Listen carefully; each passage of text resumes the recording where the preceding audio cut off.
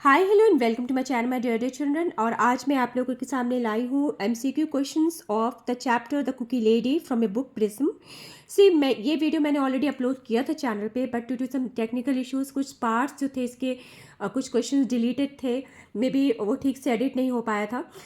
इसलिए मैं फिर से इसको जो है अपलोड कर रही हूँ। और मैंने देखा कि कुछ बच्चों को कुछ क्वेश्चंस में डाउट थे कि मैम इसका आंसर ये क्यों होगा, तो मैं डाउट को क्लियर करते हुए ही मैं इस वीडियो को बनाऊंगी। कुछ क्वेश्चन जिसमें मुझे लगता है कि आपको ये संदेह रहेगा कि इसका आंसर ये क्यों होगा, ये क्यों नहीं होगा, तो वो मैं आपको एक्सप्लेन भी करूँगी।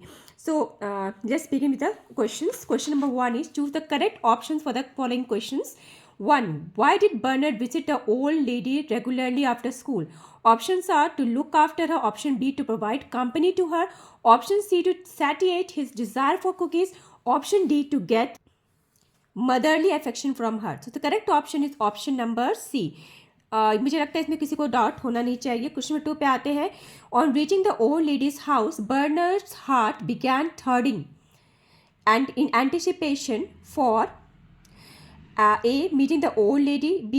Earning money for doing chores, C. Being able to see the old ladies, and option D. Getting his favorite cookies. तो ये भी बिल्कुल करेक्ट ऑप्शन है और बिल्कुल क्लियर ऑप्शन है, getting his favourite cookies. Okay, question number 3 पे आते हैं। The old lady use to prolong मतलब ज़्यादा देर तक रोकना, ठीक है। Burner stay in her house, how did she prolong burner stay in her house?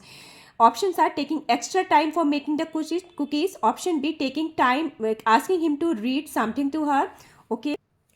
Option C, telling me stories from the books she had. Option D, all of the above. So the correct option would be option A. अब इसमें बहुत लोगों को confusion था कि ma'am क्योंकि कुछ लोगों को ऐसा लग रहा था कि ऑप्शन डी भी हो सकता है, but let me tell you, आपने देखा होगा स्टोरी में कहीं भी ये नहीं बताया गया है कि वो अपने से किसी बुक्स से कोई स्टोरी उसको बताती थी।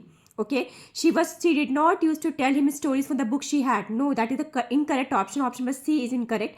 जब ऑप्शन नंबर बी पे आते हैं तो ऑप्शन नंबर बी भी करेक्ट है, पर क्योंकि आपका ऑप्शन ए और बी दोनों का ऐसा नहीं दिया है ऑप्शन की both A and B, so you have to choose the most appropriate option. तो सबसे appropriate option is option number A, क्योंकि उसको सिर्फ इंटरेस्ट था उस लेडी के यहाँ जाने में कुकीज़ खाने का, ठीक है। तो वही एक रीज़न हो सकता है जिसकी वजह से वो उसको रोक पा रही थी, ठीक है। अदरवाइज उसका कोई इंटरेस्ट नहीं था, वो बहाना बना के बुक नहीं भी पढ़ने के बहाने बना के भाग सकता था, लेकिन सिर्फ कुकीज़ की वजह से वहाँ पे रुका था। So the correct option would be option number A. I hope this time आपको कोई जो है कंफ्यूजन नहीं होगा। Let's come to question number 6। Question number 4, why did the old lady sit on her porch? A, to look out for someone to give her company. B, to siphon away someone's life force to become young again. C, both A and B. D, to sit in the sun and get warmed. अगर आप ये आपकी workbook पढ़ोगे और पीछे के pages पढ़ोगे, उसमें साफ साफ ये लिखा हुआ है कि दोनों ऑप्शंस की वजह से वो पोर्च पे बैठती थी। So the correct option is option number C, that is both A and B. So both A and B is the correct option. Okay, question number 5 पे आते हैं। How did the old lady feel a change occurring in her body? A, by siphoning away burner's life force, by enjoying burner's company, C, by getting inspiration from the books Bernard used to read to her, or D, all of the above. So the correct option is option number A, that is by siphoning away Bernard's life force. Question number 6 पे आते हैं। What is suggested by Bernard's act of filling his pocket with cookies? A, his desire to take them home for his parents. B, his craving for freshly baked cookies.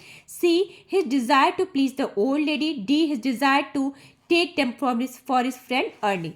So the correct option is option number B. ये भी बिल्कुल clear option है, किसी को कोई doubt नहीं होना चाहिए इसमें। Question 7, why did tears blur Mrs. Drew's eyes?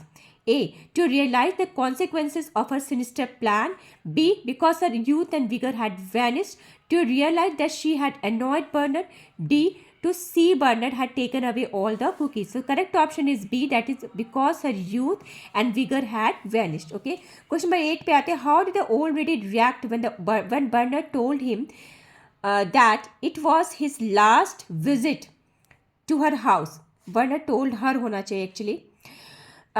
Options are A, she felt dizzy and sat down. B, she took him into the kitchen. C, took a harsh frightened breath. D, she began reading something by Trollope. So the correct option is C. She took a hoarse frightened breath. Okay, question number 9 पे आते हैं. Which figure of speech is use in the line given below. Against the window a fly buzzed. Options are A simile, B metaphor, C personification, D onomatopoeia. देखिए ये question का answer वहाँ पे delete हो गया था, नहीं था. तो यहाँ पे जो है against the window a fly बस, दिस इज ओनोमैटोपिया. अच्छा, ओनोमैटोपिया क्या होता है? ये ऐसा फिगर स्पीच होता है जो कि एक्चुअल साउंड डिनोट करता है उस चीज़ का जिसके बारे में हम बात कर रहे हैं. सो यहाँ पे हम जो है फ्लाई की बात कर रहे हैं और फ्लाई का एक्चुअल साउंड बस्ट है, इसीलिए यहाँ पे जो फिगर स्पीच यूज़ किया गया है दैट इज ओनोमैटोपिया. ठीक है, तो मुझे लगता है कि अभी कोई कंफ्यूजन बच्चों में नहीं होगा. So question D, sorry option D is the correct option. Okay, question number 10 पे आते हैं. Why did Bernard notice the change, why did not Bernard notice the change in Mrs ड्रूज appearance. So the options are A. He was only interested in his cookies. B. Only Mrs. Drew could see it. C. She did not allow him to see her by locking herself in her bedroom. D. She went outside her house. तो आपको पता है ये तीनों चीज़ें जो है B, C और D ये नहीं हुआ था. ठीक है, तो correct option is option number A. He was only interested in his cookies. Question number 11. Which figure of speech is used in the line given below? His face, fat and dull, a dead white. ठीक है, इस line में आपको figure speech बताना है. Option are simile, A, B personification, C metaphor, D metonymy. So पहले मैं बात करूंगी सिमिले क्यों नहीं है, क्योंकि सिमिले क्या होता है, जहाँ डायरेक्ट कंपैरिजन होता है, यहाँ किसी तरह का डायरेक्ट कंपैरिजन नहीं हो रहा है. So this is not a simile. ठीक है, बी पर्सनिफिकेशन क्या होता है, जब किसी नॉन लिविंग थिंग को हम ऐसे पर्सन शो करते हैं, यहाँ पे वो भी चीज़ नहीं हो रही है. C, this is not a metaphor because यहाँ कोई इनडायरेक्ट कंपैरिजन भी नहीं हो रहा है. And so the correct option is D metonymy. Metonymy का मतलब क्या होता है? Metonymy is a figure speech in which one word is substituted for another word that is closely associated with it. एक वर्ड हम यूज करते हैं उस वर्ड के लिए या उस चीज़ के लिए जो कि दोनों में आपस में एक एसोसिएशन होता है, क्लोजली एसोसिएटेड होते हैं. जैसे ए डेड वाइट, ए डेड वाइट किसके लिए कहा गया है? His face, about his face. So this is a metonymy. I hope you understood this. Last question पे आते हैं, question number 12. What kind of atmosphere has the author created while Bernard was returning home after visiting the old lady for the last time? So the options are A. Airy and grievous, B. Exciting, full of fun, C. Hopeful of a new beginning, D. Joyful and interesting. So correct option is option number A, that is airy and grievous. airy मतलब क्या होता है? मतलब कुछ miss happening होने वाली है, कुछ डरावना कुछ होने वाला है, ऐसा कुछ एटमोसफियर उसने क्रिएट किया हुआ था. ठीक है, तो exciting, full of fun, hopeful of a new beginning, joyful and interesting is not the correct option. Correct option is A, airy and grievous. So that's all in today's session. और इसका जो है logical based questions already uploaded है, you can see that. Thank you for watching. Bye bye. Keep studying children.